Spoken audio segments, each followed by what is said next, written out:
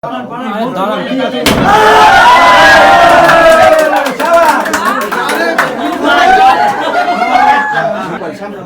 যে এই মোবাইলে লেগে আমি দাদা যেন সাকসেস হয়, বারবার বাংলাদেশে নায়ককে নিতে পারেন। সবাইকে অসংখ্য ধন্যবাদ। আপনারা সবাই জানেন জামাল ভাই, আপনি এর আগে বলেছিলাম যে আমি কলকাতার দুইটা মুভিতে কাজ করতেছি। তারই একটা মুভি হলো জামাল ভাই, আর একটা ডিরেক্টর আছে, তারই দুইটা।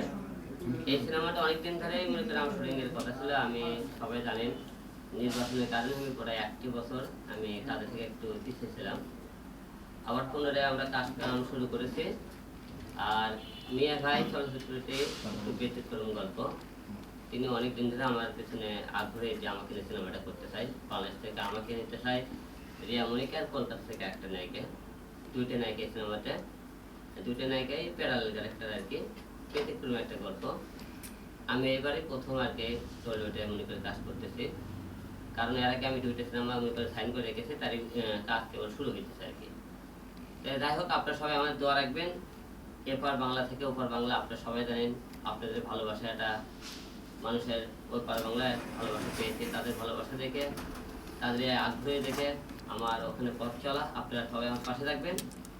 মিয়া ভাই চলচ্চিত্র নিয়ে তাকে ভালো কিছু করতে পারি। আমার সাথে আছে রিয়া মনিও আছে এই সিনেমাতে। আমি রিয়া মনি, বাংলাদেশে আমি 3টা মুভি করেছি ইতিপূর্বে। দুর্ভাগ্যবশত এখনো রিলিজ হয়নি একটাও। এর মধ্যেই ওপার বাংলার সিনেমাতে আমি যুক্ত হয়েছি।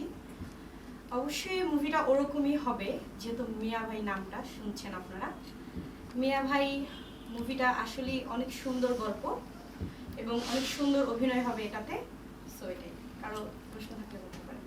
কলকাতা আর্টিস্ট থাকছে, সুপ্রিয় দত্ত থাকছে, অনুরাধা রায় থাকছে, রাজা দত্ত থাকছে এবং আরো আমি হিরোইন কোহেলিয়া থাকছে। কিন্তু সেক্ষেত্রে আপনাকে কলকাতায় নিয়ে যে সিনেমা করানো হচ্ছে, সেটা আপনি কিভাবে দেখছেন? না, অবশ্যই এটা আমি গর্বের সাথে দেখতেছি একটা কারণে, যে ওখানে আমাদের জনপ্রিয়তা না থাকলো, একটা লোক আমার কাছে ইনভেস্ট করতেছে, সিনেমা বানাবে, অবশ্যই হিরো আলমের কলকাতার চাহিদা, নাহলে এখান থেকে তো আমাকে ওখানে নিয়ে যেত না। যেমন আমাকে কলকাতা থেকে আমরা বাংলাদেশে কেন হলে যে আর্টিস্ট নিয়ে আসি, যখন দেখবেন আমাদের ওখানকার কোনো আর্টিস্ট হোক আমাদের পছন্দ হচ্ছে, কোনো নায়কের চাহিদা আছে, সকলে কিন্তু আমরা এক দেশ থেকে আরেক দেশ থেকে সকল আর্টিস্ট নিয়ে আসা হয়, যে দর্শকদের ব্যতিক্রম একটা ক্যারেক্টার উপহার দেবো, দর্শকদের ব্যতিক্রম একটা মুভি উপহার দেবো, সবকিছু আপনি বিবেচনা করে কিন্তু আপনারা এপার বাংলা ওপার বাংলা আর্টিস্টগুলো চলাফেরা করেন।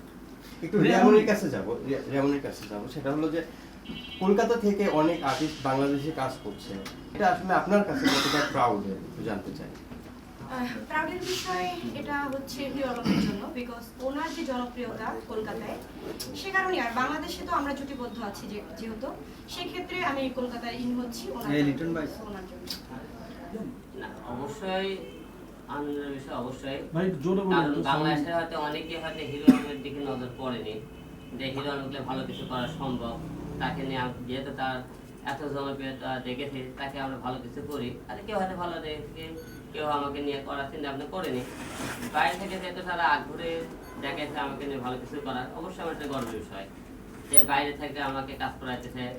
বাংলাদেশ থেকে আপনি আমি 2টা সিনেমা করতেছি, কথা হইতেছে, একটা কাজ শুরু হয়েছে বাংলাদেশ থেকে আপনি হলে যায়, আর মনে করেন কলকাতা আরো একটা সিনেমা সাইন করছে, 2টা সিনেমা, তার একটা কাজ শুরু হইতেছে। অবশ্যই একটা গর্বের বিষয় যে আমি এখান থেকে মানুষের ভালোবাসা হয়তো কমও পেয়ে থাকতে বা চলচ্চিত্র থেকে বাংলাদেশের, ওখান থেকে হয়তো তারা একটু নজর দিয়েছে। তার মানে বাংলাদেশের মানুষ আপনাকে ভালোবাসা দেয়নি? মানুষ ভালোবাসে, চলচ্চিত্রের লোক হয়তো একটু কম ভালোবাসে। তাহলে যদি ভালো তুল বাঁচত, তাহলে বাইরের দেশের লোক হিরো মুখলে সিনেমাকে আগ্রহ দেখায়, বাংলাদেশের লোকের আগ্রহ তাহলে দেখায় না কেন? তাহলে অবশ্যই বাংলাদেশের